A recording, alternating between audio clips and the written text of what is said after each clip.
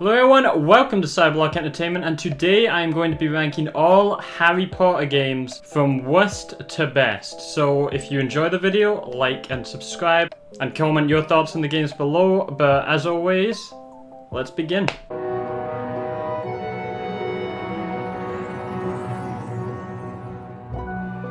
So at number 15 is the only mobile game on the list, but I had to mention this one, and it's Harry Potter Hogwarts Mystery. This game is crap. It had the promising idea of an original story of choices out in what happens, and to be honest, the story was actually kind of interesting. The problem, however, is a small part of the game that is called the gameplay, which this mobile game has none of whatsoever. The only thing you do in this game is tap objects to progress through a class, or tap a spell while rarely dueling. But the worst part of it is it has the microtransactions that you never have enough energy to finish a class or section, so once you run out of tapping, you have to either wait for something like 10 hours or less, it varies randomly, or pay money to get more energy, which is insane when there isn't any gameplay apart from tapping. So pretty much you're only paying to tap more, which is ridiculous and scummy, and it's just made to take your money.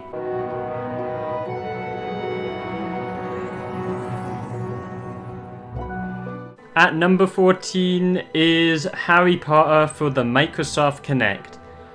The Kinect, a piece of equipment for the Xbox that I enjoyed and had a lot of potential, but only received overpriced shovelware games. Funnily enough, you can use the Kinect as VR tracking and it works surprisingly well though. But on to Harry Potter Kinect. This game has you going through Harry Potter's years in Hogwarts, but through boring and forgettable minigames. There was some kind of fun ones, like being able to speak the spell into the Kinect to cast it, and you could scan your face horribly under your own character. But if you ever owned a Kinect, all you had were minigame collections, and this is one of the worser ones. It's too short and just not very fun overall.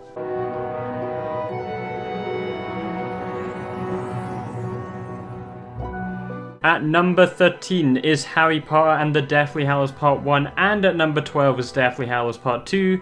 For the final two movies in the series, they decided to make the final battle between Voldemort and Harry Potter a painfully short cover shooter. What were they actually thinking when they made this game? First of all, it is one of the most ugly looking Harry Potter games, somehow looking worse than the ones that came before it 10 years ago. And then the whole game is just way too easy third person cover shooter. Spells come out of wands like bullets, and the whole game is about 5 hours long.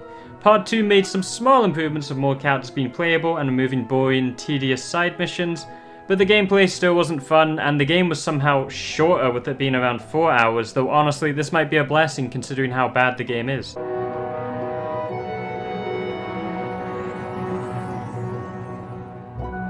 And at number 11 is LEGO Creator Harry Potter, and number 10 is the sequel LEGO Creator Harry Potter and the Chamber of Secrets.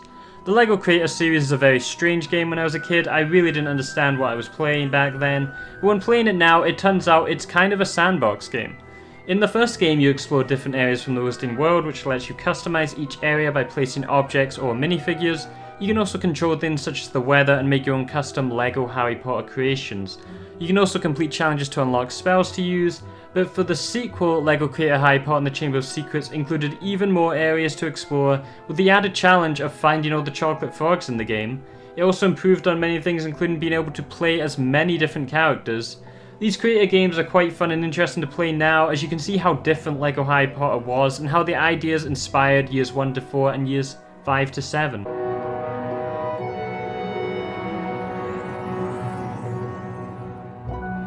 At number 9 is Harry Potter and the Goblet of Fire. Now, this game to me is one of the strangest gaming experiences I have ever played. I played so much of this game as a kid, but it feels like a fever dream and a game that doesn't or shouldn't exist.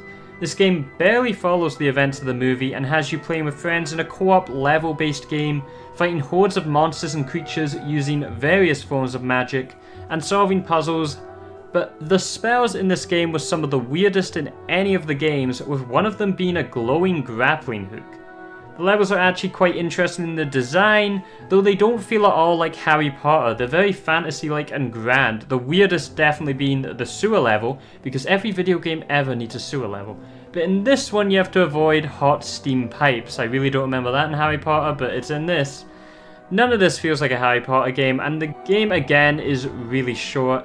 Honestly, it's probably a bad game, but the nostalgia is just too strong for me here, since I played this so much as a kid with my brother, and I still have fun with it now, but it's definitely the most inaccurate Harry Potter game ever, so without nostalgia, I don't know if this is a good game, and it honestly should be low on the list, but everyone has a guilty pleasure game, and this is one of mine.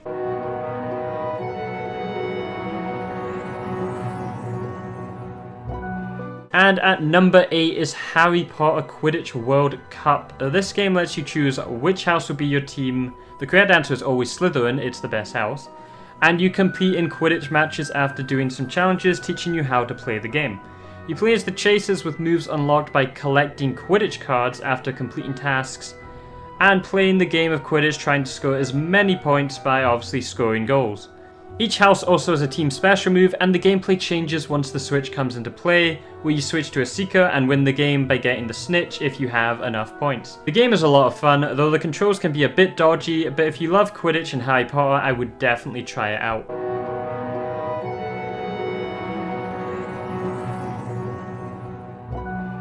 At number 7 is Harry Potter and the Half-Blood Prince. This game is very faithful to the movie and follows almost all of the plot.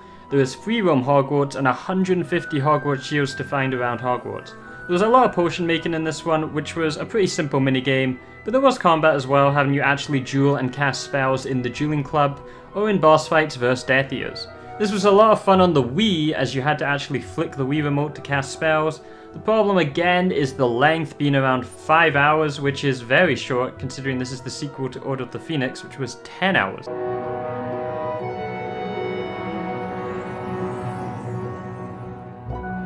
And at number 6 is Harry Potter and the Philosopher's Stone. And if I had to give my top 3 most nostalgic games ever, it would be this game, Lego Batman, and a random game called Adiboo.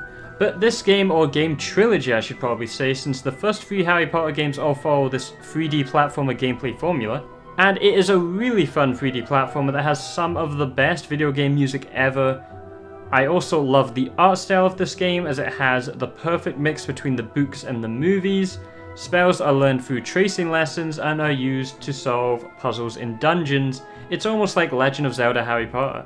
Some of my favourite sections of this game were the stealth sections, sneaking past Snape and Filch, and later Filch's cat. This was actually scary, which is weird for a Harry Potter game. It's still a really fun game to play now, but around 6 hours to beat, it's somehow longer than Half-Blood, and both Deathly Hallows games, which isn't bad for a game that came out in 2001.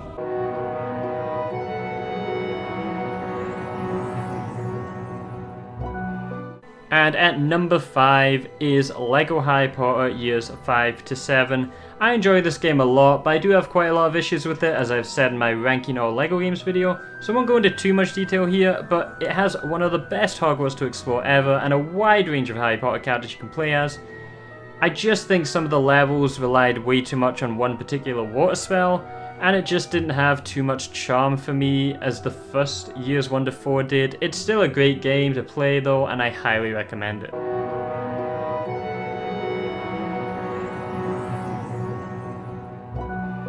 At number 4 is Harry Potter and the Prisoner of Azkaban. This was the last game in what I would call the classic Harry Potter game trilogy, and once again plays like the other two, but with some new stuff added, as Hermione and Ron are now playable and have their own spells and sections in the game.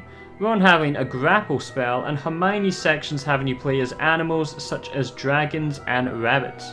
This trilogy has some of my favourite graphics, not because they're the most realistic, they're really old, just because of the art style and the choice of colours. It all looks really fantasy and drives home the nostalgic feeling I get from these games. Azkaban actually had a currency system for getting wizard cards and also getting passwords to find secrets. One of my favourite parts was flying on Buckbeak, as it's a lot of fun and seeing the castle from high up is amazing even in the old 2000s style graphic.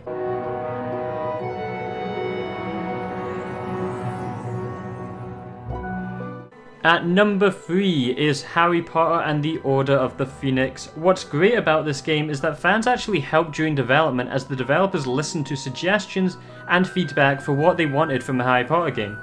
So in this game the focus was on exploration of Hogwarts, which honestly is the best thing about any Harry Potter game. There are a lot of spells this time, and exploring Hogwarts is amazing with all the secrets to find. The game also has a lot of dueling, which is really fun and probably the best combat in the Harry Potter games. Hogwarts this time is made to be exactly like the one from the movie. This is amazing, though sometimes I do like original Hogwarts. This one is created with so much detail and care, and so many similar parts from the movies that it all just comes together exceptionally well. The game is around 10 hours, so a lot longer than its sequel, Half-Blood Prince, and it's always a fun game to just play.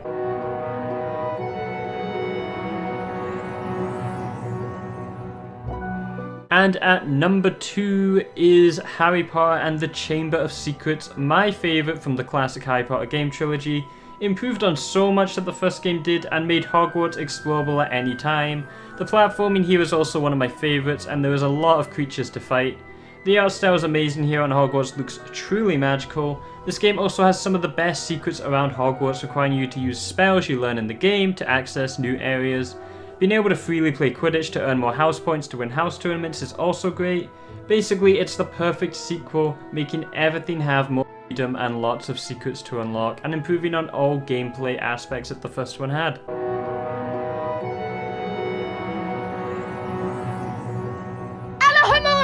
So at number 1 is LEGO Harry Potter Years 1 to 4. I think this is the best Harry Potter gaming experience, as it truly captures the magic and charm of Hogwarts. Exploring Hogwarts here is the best, the secrets are great, and the small details like a pumpkin head that lets you fly around near Hagrid's hut are just awesome.